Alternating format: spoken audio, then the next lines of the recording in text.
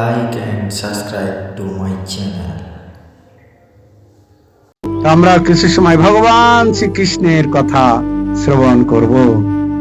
ভগবান শ্রীকৃষ্ণ যে কত কৃপালু, ভগবান শ্রীকৃষ্ণের যদি আমরা শরণাগত হব, ভগবান আমাদের সবসময় রক্ষা করবেন। সম্বন্ধ জানিয়া যেবা জীবন যুদ্ধ করে, সেই সে বাঁচিয়া থাকে আর সব মরে। একই যুদ্ধক্ষেত্রে অর্জুন দুর্যোধন যুদ্ধ করে, দুর্যোধন মরে আর অর্জুন বাঁচিয়া থেকে রাজ্য সুখ উপভোগ করে। কি করে কিনা? একই যুদ্ধক্ষেত্রে অর্জুনও যুদ্ধ করছে আর দুর্যোধনও যুদ্ধ করছে, কিন্তু দুর্যোধন মরে আর অর্জুন বাঁচিয়া থেকে রাজ্য সুখ উপভোগ করে। কেন? অর্জুনের সঙ্গে সম্বন্ধ ছিল কৃষ্ণের। কি? চারটে সম্বন্ধ আছে আমাদের: দাস্য, সখ্য, বাৎসল্য, শৃঙ্গার, চারি রস। চারি রসের ভক্ত যত, কৃষ্ণ তার বশ। এই চারটে রসের সম্বন্ধ যুক্ত হতে হবে, তাহলে ভগবান তাকে রক্ষা করবেন। তো কৃষ্ণের সঙ্গে অর্জুনের সম্বন্ধ কি ছিল? অর্জুনের সখ্য রস ছিল। এই সখ্য রসের জন্য অর্জুনের বন্ধু ছিল কৃষ্ণ, তাই অর্জুনকে তিনি রক্ষা করেছিলেন। আর দুর্যোধন মানে শয়তান, সে তো পাণ্ডবদের প্রাপ্য সম্পত্তি দেবে না, না দিয়ে না যুদ্ধ ঘোষণা করে দিল। যুদ্ধ করে যদি যেত, দেখছে যে এরা তো যুদ্ধ করতে পারবে না, পাঁচ ভাই আমার দিকে সব শক্তি, কিন্তু সকলের শক্তির উৎস হচ্ছেন ভগবান শ্রীকৃষ্ণ। পাণ্ডবদের পক্ষে আছে সেটা তার ধারণা নাই।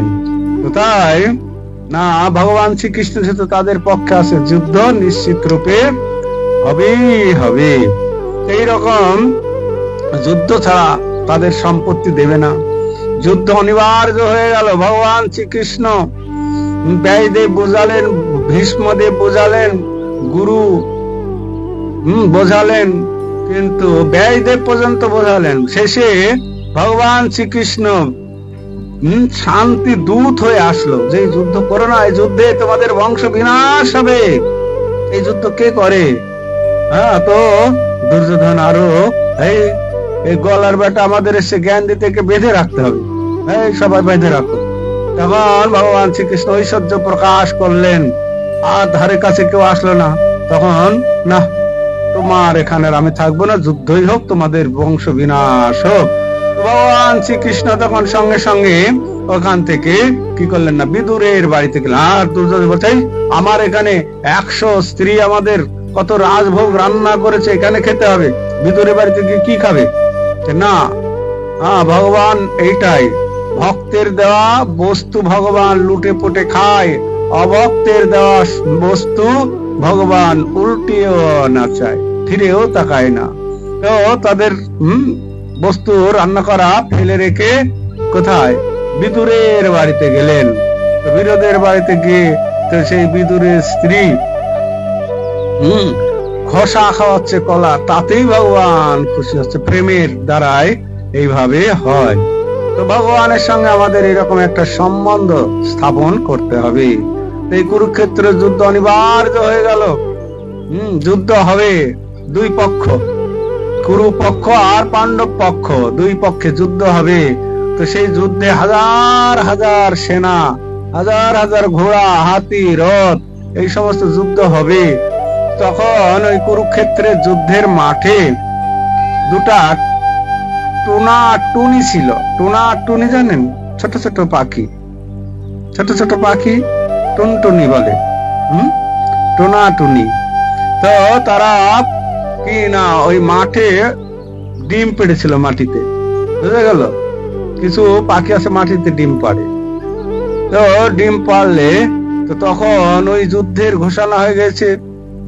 সব কি হচ্ছে, দাদামা ভাবছে যুদ্ধ হবে। তো তখন সেই টুনা পুরুষ পাখিটি বলছে, এই এখানে যুদ্ধ শুরু হবে, এখান থেকে পালা, এখান থেকে না পালালে আমরা তো মারা যাব, এখান থেকে পালা। তখন বলছে, আমি পালিয়ে যাব কোথায়? এই যে দুটো ডিম আছে আমার, এই ডিম নিয়ে আমি কোথায় যাব? এই ডিম নিয়ে তো আমি যেতে পারবো না। বলছে ডিম আবার পরে হবে, এখন এখন তিলক দিতে হবে না, এখন রাখো। এই ডিম রেখে আমি কোথায় যাব? ডিম নিয়ে তো আমি যেতে পারবো না। তো বলছে ডিম না নিয়ে গেলে তুই তো মারা যাবে এখানে থাকলে। তখন যেহেতু মহিলাদের একটু ভক্তি বেশি, এই যে যেমন কত মহিলারা এসে পুরুষ ভক্ত কম, মহিলাটা বলছেন কৃষ্ণ হচ্ছেন সারা জগতের আশ্রয়কর্তা, জগৎপতি, তিনি এই যুদ্ধক্ষেত্রে থাকবেন। তিনি যদি ইচ্ছা করেন আমাদেরকে বাঁচিয়ে রাখবেন, আর তিনি যদি না বাঁচায়, যেখানেই যায় সেখানে আমরা বাঁচতে পারবো না। কৃষ্ণর ইচ্ছায় জগৎ চলছে। মারে কৃষ্ণ, রাখে কৃষ্ণ মারে কে, আর মারে কৃষ্ণ রাখে কে? তো পুরুষটা বলছে এই জ্ঞান দিস না, আমি এখান থেকে পালাবো। বলছে তুমি পালাতে পারো, কিন্তু আমি মায়ের জাত, আমি কি করে এই ডিম দুটো ফেলে রেখে আমি চলে যাব? আমি যাব না। আচ্ছা তুই থাক, আমি গেলাম। ওই হাতির পায়ের নিচে, ঘোড়ার পায়ের নিচে মৃত্যুবরণ করবি তো, আমি চললাম। তো পুরুষ পাখিটা চলে গেলেন। আর টুনিটা সে ভগবানের কাছে প্রার্থনা করলেন, হে ভগবান, হে কৃষ্ণ, তুমি তো সারা জগৎকে পালন করছো, তা আমি তো একটা ছোট্ট একটা পাখি, তুমি যদি ইচ্ছা করো আমি রক্ষা পাবো। আমার এই দুটো ডিম আছে, কত আশা করে ডিম দিয়েছি, এর থেকে বাচ্চা হবে, আমাদের বংশ বিস্তার হবে। তো প্রভু তুমি যদি রক্ষা করো তো আমি রক্ষা পাবো, আর তুমি যদি ইচ্ছা করো মারার, তুমি আমাকে মেরে ফেলতে পারো। মারো বিরাখবি जो इच्छा তোহারা, নিত্য দাসপতি তুহায় অধিকারা। তো মারবেন, মারতে পারেন, রাখতে পারেন, আপনার সেটা ইচ্ছা। আপনার আমি চরণে শরণাগতকে আপনি মারতেও পারেন, রাখতেও পারেন, সেটা আপনার ইচ্ছা। এইভাবে বললেন। তখন কিনা সেই পুরুষ পাখিটা তো পালিয়েছে, আমি মরবো না, আমি আর এক জায়গায় গিয়ে বিয়ে করবো। এখানে কি এরকম হয় না? তো এরকম পালিয়েছে। আর পরের দিন যুদ্ধ শুরু হয়েছে। এইভাবে যুদ্ধ যখন শুরু হবে, তো তখন শঙ্খ বেজে গিয়েছে। ভগবান শ্রীকৃষ্ণের শঙ্খ বেজে গেল। ভগবান শ্রীকৃষ্ণের শঙ্খের নাম কি ছিল? পঞ্চজন্য। আর যুধিষ্ঠির শঙ্খ বাজালেন। কি শঙ্খ বাজালেন? যুধিষ্ঠিরের শঙ্খের নাম কি ছিল?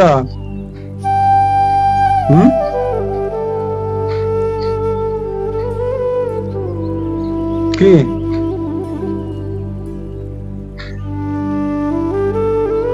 অর্জুন বাজালেন দিব্য শঙ্খ। নকুল, সহদেব, সুঘোষ এবং মণিপুষ্প। যুধিষ্ঠির কি বাজালেন?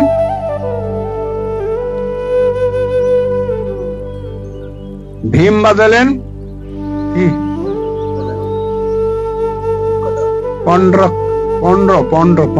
পন্ড্র নামক বিপুল শব্দকারী শঙ্খ।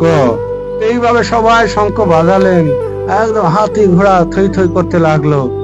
তখন ভগবান শ্রীকৃষ্ণ অর্জুন বলে, তোমার ধনুর্বাণটা দাও, তোমার ধনুর্বাণটা দাও। প্রভু বলছেন কি, আপনি তো যুদ্ধ করবেন না, এই যুদ্ধক্ষেত্রে আপনি প্রতিজ্ঞাবদ্ধ যে আমি কোনো অস্ত্র ধরবো না। আপনি কেন অস্ত্র ধরতে যাচ্ছেন? তোমাকে চিন্তা করতে হবে না, আমাকে অস্ত্রটা দাও।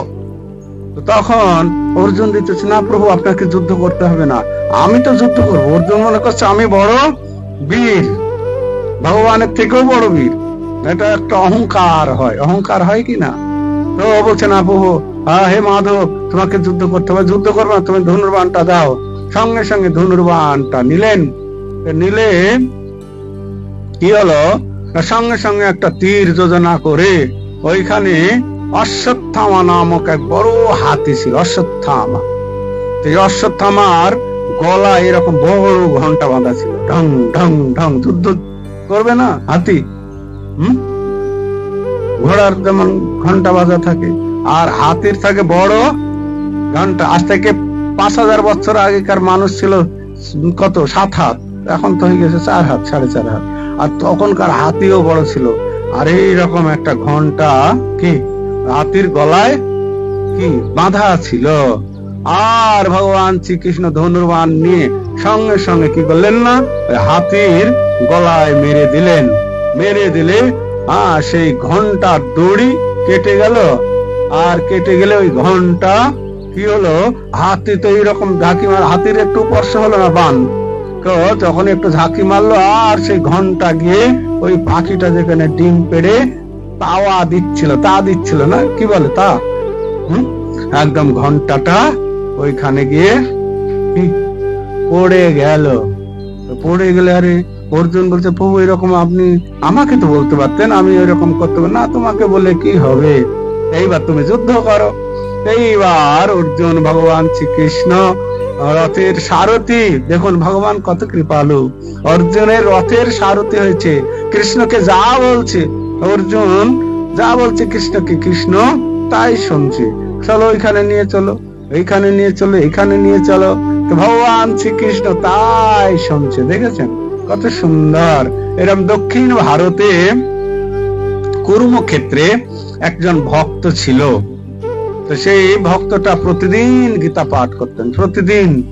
আর গীতা পাঠ করার আগে গীতা যখন খুলতেন, গীতার ছবি যে ভগবান শ্রীকৃষ্ণ অর্জুনের রথের সারথি, এইটা দেখেই তার চোখ দিয়ে একদম ঝরঝর করে জল পড়তো।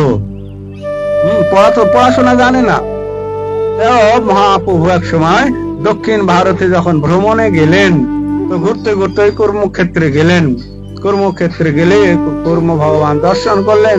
তো বাইরে এসে দেখছেন যে ওই ভক্তটা গীতা পাঠ করছে, মহাপ্রভু দাঁড়িয়ে শুনছেন। আর সমস্ত পণ্ডিত সব লোকজন বলছে, প্রভু ও লেখাপড়া জানে না, ভুলভাল বলে, ওখানে থেকে কি হবে, চলুন চলুন। তো দেখছেন সেই ভক্তটা গীতা দু একটা পড়ছে, শ্লোক ভুলভাল বললেও কিন্তু চোখ দিয়ে অঝর ঝরায় কি জল পড়ছে। তো তখন লোকজন যখন বললেন এখানে থাকতে হবে, চলো, ভুলভাল বোকা মানুষ, লেখাপড়া জানে না। তখন মহাপ্রভু বলছেন, আচ্ছা তুমি এইরকম গীতা পড়ছো, গীতার তো শ্লোক সব ঠিক মতো বলতে পারছো না, আমাদের এরকম অনেক ভক্ত আছে পড়াশোনা জানে না, তাতে কি আছে, পড়াশোনা জানলেই যে ভগবানকে পেয়ে যাবে এরকম নয়।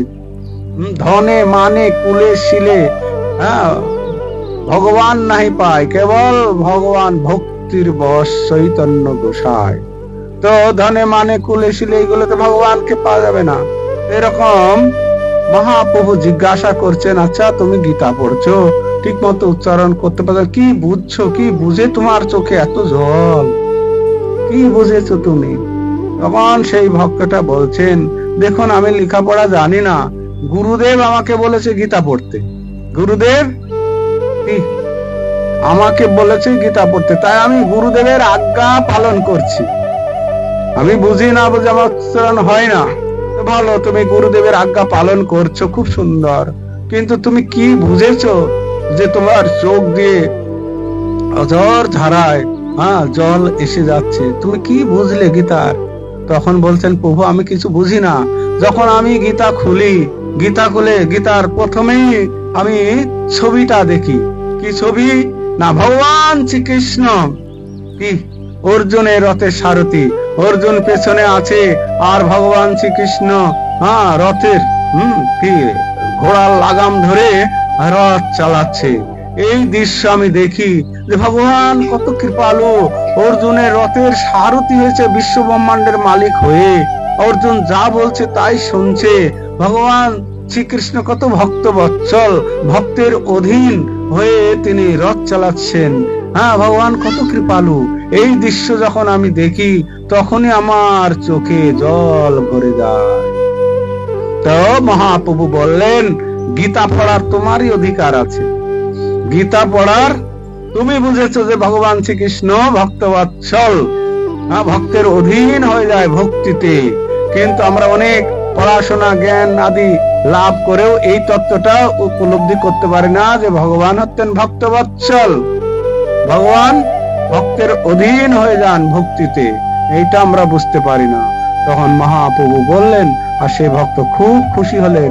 তো খুশি হয়ে বলছেন, প্রভু আজকে আমি গীতা পড়ে যে আনন্দ পাই, তার থেকেও কোটি গুণ আনন্দ আপনাকে দেখে পাচ্ছি। হ্যাঁ, আপনাকে দেখে সেই আনন্দ পাচ্ছি। আপনার ভিতরে কি আছে আমি জানি না, সে তো আর জানছে না যে কৃষ্ণই কি মহাপ্রভু রূপে এসে তার সামনে দাঁড়িয়েছে। তো আমি কোটি গুণ, তো প্রভু আপনার সঙ্গে আমি চলে যেতে চাই। বলে না, তুমি এখানে থাকো, এখানে গীতা পড়ো, আমি এখন অন্যত্র যাব। এইভাবে দেখুন মহাপ্রভু তাকে কৃপা করলেন। এইভাবে যুদ্ধ হচ্ছে, 18 দিন ব্যাপী যুদ্ধ চলছে, 18 দিন। তো যুদ্ধ হতে হতে তো যেই দিকে ভগবান থাকবে, যত্র যোগেশ্বর কৃষ্ণ তত্র পাত্র ধনুর্ধর, যেদিকে ভগবান শ্রীকৃষ্ণ থাকবে সেদিকেই বিজয় লক্ষ্মী থাকবে। তো জয় লাভ করলো কারা? পাণ্ডবেরা জয় লাভ করলেন। তো জয় লাভ করার পরে তখন কুরুক্ষেত্রের রণাঙ্গনে কত মৃত পড়ে আছে সব চারিদিকে। তারপরে ভগবান শ্রীকৃষ্ণ অর্জুনকে বললেন, অর্জুন চলো যায় ওই অমুক জায়গায়। তো রথ চালাচ্ছে কৃষ্ণ, তো রথ চালিয়ে নিয়ে গেলেন। তো নিয়ে গিয়ে নামলেন, রথের থেকে নেমে তখন অর্জুন সঙ্গে আছে। তো অর্জুনকে বললেন, এই ঘন্টাটা তোলো, ঘন্টাতে পড়ে আছে না, ঘন্টাটা তোলো। তো ঘন্টা তুলে দেখছে যে দুটো বাচ্চা ফুটফুটে খুব সুন্দর, হ্যাঁ, মা কত আদর করে নিয়ে আছে ওখানে। তোলার পরে সেই পাখিটি একদম ভগবান শ্রীকৃষ্ণের চরণে এসে প্রণাম করলেন, আর বাচ্চাগুলোকেও নিয়ে ভগবান চরণে প্রণাম করলেন। তো অর্জুনকে বললেন, দেখো আমি যে তোমার হাত থেকে ধনুর্বাণ নিয়ে ওই ঘন্টাটা কেটে ফেলেছিলাম, এই জন্য, হাতিকে মারার জন্য নয়, যেহেতু সেই পাখিটি আমার আশ্রয়ে এসেছে, আমার শরণাগত হয়ে গেছে, আর শরণাগত যে হয় তাকে আমাকে রক্ষা করতেই হয়। আমরা যেমন শরণাগত, ভগবান আমাদের তেমনই রক্ষা করছেন, তেমনই কৃপা করছেন। তা আমাদের পূর্ণ শরণাগত হতে হবে। তাই মহাপ্রভু এসে আমাদের শরণাগত শিখালেন। শ্রীকৃষ্ণ চৈতন্য প্রভু জীবে দয়া করি, সপার্ষদ শিরধাম সবতরি, অত্যন্ত দুর্লভ প্রেম পরিবারে দান, শিখায় শরণাগতি ভক্তের প্রাণ। তো শরণাগতি শিখালেন। শরণাগতি কি কি? দৈন আত্ম নিবেদন, গুপ্তেত্বে বরণ, অবশ্য রক্ষিবে কৃষ্ণ বিশ্বাস পালন। দৈন আত্মনিবেদন, বিশ্বাস পালন, অবশ্য রক্ষিবে কৃষ্ণ বিশ্বাস পালন। তো ভগবান কৃষ্ণ আমাদের রক্ষা করবেন। এই যে ভগবান শ্রীকৃষ্ণ আমাদের সবকিছুই দিয়েছেন। ভগবান শ্রীকৃষ্ণ কত কৃপালু। আজকে যদি আমাদের চোখ দুটো না দিত, কি দেখতাম বলুন? কি চোখ কে দিয়েছে? বাবা মা, ঠাকুরদা, না এমএলএ এমপি, না মন্ত্রী? কে দিয়েছে চোখ দুটো? হ্যাঁ, কে দিয়েছে? ভগবান কেন চোখ দিয়েছে? ভগবানকে দেখার জন্য। আমরা তো সেই ভগবানকে দেখতে চাই না, দুর্ভাগ্যবশত সব মূঢ় হয়ে গেছি, মূঢ় হয়ে গেছি না। হ্যাঁ, ভগবান চোখ দিয়েছে কাকে দেখার জন্য? ভগবানকে দেখবো, সেই সঙ্গে কত প্রকৃতির কত কিছু দেখবো, আমাদের সমাজের সমস্ত সবাইকে আমরা দেখবো। কিন্তু আমরা সবাইকে দেখছি, কিন্তু যে চক্ষু দুটো দিল তাকে দেখার জন্য আমাদের একবার মন হয় না গো। কি দুর্ভাগ্য আমরা, কি দুর্ভাগা কিনা। যে দিল, আজকে একটা কেউ চাকরি দিল, চাকরি তো দূরে থাক, ওই 1000 টাকা একটু মাসে দিচ্ছে, তার কত কিছু গুণগান গাচ্ছি, কত কিছু। একটা চাকরি যদি কেউ দিয়ে দেয়, আপনি চাকরিটা দিয়েছিলেন জন্য আজ আমি করে কমে খাচ্ছি, দেখা মাত্র প্রণাম করবে, তার কত গুণগান গাইবে কিনা। এখন অ্যাক্সিডেন্ট হয়েছে, একটু কেউ রক্ত দিয়েছে, আপনি রক্তটা দিয়েছিলেন তাই আমি বেঁচে ফিরে এসেছি গো। না, আপনি রক্ত না দিলে, আর যে জীবনটা দিল আমাদের, তার কথা একবার ভাবছি। হ্যাঁ, যে আজকে ভগবান শ্রীকৃষ্ণ যদি আমাকে এই জীবনটা না দিত, তাহলে আমি কোথায় যেতাম, কি দেখতাম, কি করতাম, তার কোনো ঠিক নাই। তো এইভাবে আমাদের বুঝতে হবে, তো ভগবান আমাদের সবকিছু দিচ্ছেন। তো ভগবান আমাদের এই চক্ষু দুটো দিয়েছেন। ভগবান চক্ষু দুটো দিয়েছেন জন্য কি আমরা দর্শন করতে পারছি, দেখতে পাচ্ছি। এই যে জিহ্বা দুটো, জিহ্বাটা দিয়েছে, জিহ্বাটা, তো জিহ্বাটা দেখুন, জিহ্বার ভিতরে কি আছে, কোনটা ঝাল, কোনটা টক, কোনটা মিষ্টি, কোনটা তিতো, কি দিয়েছে ভগবানের ভিতরে? কি কোন বৈজ্ঞানিক এনে দিতে পারবে? এটা দিতে পারবে না? কে দিয়েছে এটা? বাপ ঠাকুরদা দিয়েছে নাকি 14 পুরুষের আমাদের কেউ দিয়েছে?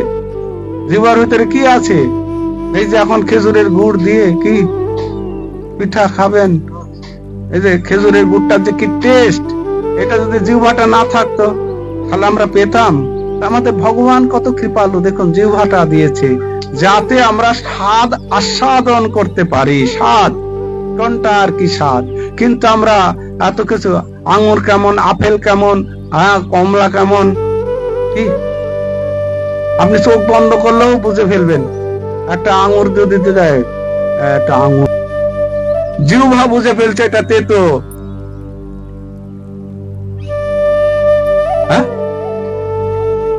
উচিত কিনা? উচিত। আমাদের সেই ভগবানকে জানতে হবে, ভগবানের সঙ্গে সম্বন্ধ স্থাপন করতে হবে। তো দেখুন সেই পাখিটি, ছোট টুনটুনি পাখিটি কত ভগবানের চরণে আশ্রয় এসে গিয়েছে, আর ভগবান তাকে কি করলেন? একদম সুরক্ষিত রাখলেন। ঘন্টাটা তার বাসার উপরে পড়লো, একদম যুদ্ধ শেষ হয়ে গেল, তারপরে ডিম ফেটে বাচ্চা হয়ে গেল, আর কৃষ্ণের চরণে এসে পড়ে গেল। কৃষ্ণাশ্রয় বিনা নহে দুঃখের মোচন, থাকিল বা বিদ্যাকুল কোটি কোটি ধন, যার গৃহে আছে উত্তম উপভোগ, তারে কৃষ্ণ দিয়াছেন কোন মহারোগ, কিছু বিলাসিতে নারী দুঃখে পড়ি মরে, যার নেই তার থেকে দুঃখী বলি তারে। কৃষ্ণের চরণে আশ্রয় গ্রহণ করা ছাড়া আমাদের দুঃখের কোনো শেষ নাই। তা আমাদের বড় ভাগ্য, আমরা মনুষ্য জীবন পেয়েছি। এই মনুষ্য জীবনে কেবল হরিভজন করা যায়, কৃষ্ণকে জানা যায়, কৃষ্ণ ভজন করা যায়। আমরা এই মনুষ্য জীবন পেয়েছি হরিভজন করার জন্য। কৃষ্ণ ভজিবার তরে সংসারে আইনু, নিচে মায়ায় বদ্ধ হয়ে বৃক্ষের মতো হয়ে গেলাম, কারো কথা শুনছি না। বৃক্ষ মানে যে গাছটাকে যদি গোড়ায় জপ করে, জপ করবে নাকি? জপ করবে না? আমরা এরকম বৃক্ষের মতো হয়ে গেছি। কৃষ্ণ আমাদের বলছেন যে আমার ভক্ত হও, মচ্চিত্তা মদ্গতা প্রাণা বোধয়ন্তস্য পরস্পরম। আমার কথা চিন্তা করো, আমার ভক্ত হও, আমাকে নমস্কার করো, গীতাতেই বলছেন ভগবান অর্জুনকে। তো সেটা আমরা শুনছি না। তা আমাদের কি করতে হবে? না, ভগবানের চরণে আশ্রয় গ্রহণ করতে হবে, ভগবানের আরাধনা করতে হবে, তাহলে আমাদের এই মনুষ্য জীবন সার্থক হবে।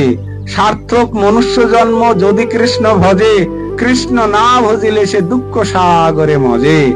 তো আমাদের এই মনুষ্য জন্ম সার্থক হবে কখন? যখন আমরা কৃষ্ণ আরাধনা করব, কৃষ্ণ ভজন করব, তখন আমাদের এই মনুষ্য জীবনের সার্থক। কেন? মানুষই পারে ভগবানের আরাধনা করতে, মানুষই পারে ভগবানের কথা শ্রবণ করতে। এখানে তো হাঁস মুরগি ভেড়া ছাগল গরু হাঁস মুরগি আসেনি, এসছে, এখানে এসছে সব মানুষ এসেছে হরি কথা শ্রবণ করার জন্য। আর মানুষই পারে ভগবানের ভজনা করতে। আর আমরা যদি মানুষে ভগবানের ভজনা না করি তাহলে কি হবে? আহার নিদ্রা ভয় মৈথুন সামান্য মে তৎপশুভি নরানাম ধর্ম হি তেষাম অধিক বিশেষ ধর্মেন হীনা পশুভি সমানা। আহার নিদ্রা ভয় মৈথুন এই 4টে জিনিস কাউকে শেখাতে হয় না। খাওয়া কাউকে শেখাতে হবে না, ঘুমানো কাউকে শেখাতে হবে না, আর ভয় সকলের আছে, মৈথুন ক্রিয়া বংশ বিস্তার কাউকে শেখাতে হবে না, সবাই যার যার মতো শেষে করছে। তো একটা জিনিস মানুষের ভিতরে অধিক দিয়েছে, কি না? ধর্মেন হীনা পশুভি সমানা।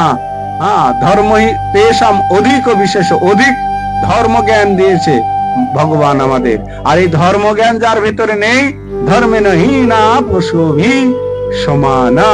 তো তাই আমাদের কি করতে হবে না, ধর্মজ্ঞান যেহেতু দিয়েছেন ভগবান, আর ধর্ম অন্য কিছু নয়, ধর্ম তো সাক্ষাৎ ভগবত প্রণীতম। ধর্ম হচ্ছে ভগবানের দেওয়া আইন, ভগবানের দেওয়া আইন হচ্ছে ধর্ম। এই ধর্ম আমাদের জানতে হবে। আর এই ধর্ম জানতে গেলে আমাদের কি গীতা ভাগবত এগুলো পড়তে হবে। এগুলো হচ্ছে আমাদের ধর্মগ্রন্থ। তো আমরা তো গীতা ভাগবত পড়ি না, সেই জন্য আমরা ধর্ম জানি না বা শ্রবণও করি না। তো আমাদের কি করতে হবে, গীতা ভাগবত শ্রবণ করতে হবে। তাহলে কি হবে না, কেন ওইটা খুলে এখানে লাগিয়ে দিলেই তো হয়ে যেত। না না না, করো তাড়াতাড়ি। তো এইভাবে আমাদের কি করতে হবে না, এইটা এতগুলো খুলবে আর ওইখানে তো ওইটা খুলে নিয়ে এখানে লাগালে তো হয়ে যেত। তো যাই হোক, এখন আমরা বর্তমান যে যুগে বাস করছি, এই যুগ খুব সুন্দর যুগ, কলিযুগ। এই কলিযুগ খুব ভালো যুগ। অল্প দিনেই ভগবানকে আমরা লাভ করতে পারি, অল্প দিন, বেশি দিন লাগবে না। তো যেহেতু আমাদের কলিযুগে অল্প আয়ু, এই অল্প আয়ুতে আমরা তাড়াতাড়ি ভগবানকে পেতে পারি। কলিযুগ এত সুন্দর, শুধু আমরা হরিনাম করেই ভগবানকে পেতে পারি, হরিনাম করে। অন্যান্য যুগে যাগ যজ্ঞ ধ্যান ধারণা তপস্যা এত কিছু করে ভগবানকে পেতে হতো, কিন্তু এই কলিযুগে এত কিছু করা লাগবে না। কলিযুগে শুধু যদি আমরা হরিনাম করব, কেন কলিযুগ হচ্ছে হরিনামের যুগ। আমরা যদি কলিযুগে অন্য সবকিছু করব, যদি হরিনাম না করব, উদ্ধার হবে না। আর কেউ যদি অন্য কিছু নাও করে, শুধু হরিনাম করে, সে উদ্ধার হয়ে যাবে কলিযুগে। সেই জন্য চৈতন্য মহাপ্রভু আমাদের জন্য কি হরিনাম নিয়ে এসছেন। এই হরিনাম আমাদের করতে হবে। কেন, কলিযুগ যুগ ধর্ম হরিনাম সংকীর্তন, চারি যুগে চারি ধর্ম জীবের কারণ। তো এই কলিযুগ হরিনামের যুগ। তো এরকম এখন দেখা যাচ্ছে মহাপ্রভুর কৃপায় সারা পৃথিবীতে হরিনাম করছে মানুষ। মুসলমান, খ্রিস্টান, বৌদ্ধ, জৈন, ইহুদি, আফ্রিকার নিগ্রো জাতি পর্যন্ত, যারা মানুষে মানুষ খায়, যারা মানুষে মানুষ খায়। আমাদের যেমন বাড়ির লোকজন, দাদু ঠাকুমা, এরা বৃদ্ধ হয়ে গেলে আদর করে রাখি, কিন্তু আফ্রিকার মানুষরা আদর করে রাখবে না, তাকে কেটে খেয়ে মহোৎসব করে দিবে। বোঝা গেল, বুড়া হয়ে গেছে, করে কি লাভ, বোঝা গেল। তো সেই সমস্ত মানুষ আজকে ভক্ত হয়েছে, হরিনাম করছে, তারা তিলক করছে। আমার কথা বিশ্বাস যদি না হয়, আপনারা মোবাইল খুলুন, মোবাইল খুলে দেখতে পারেন। মোবাইল খুলে দেখুন যে সারা পৃথিবীর মানুষ হরিনাম করছে। আপনারা মায়াপুরে আসুন, এই যে মায়াপুরে গৌর পূর্ণিমা উপলক্ষে সারা পৃথিবীর 140টি দেশের মানুষ আসবে।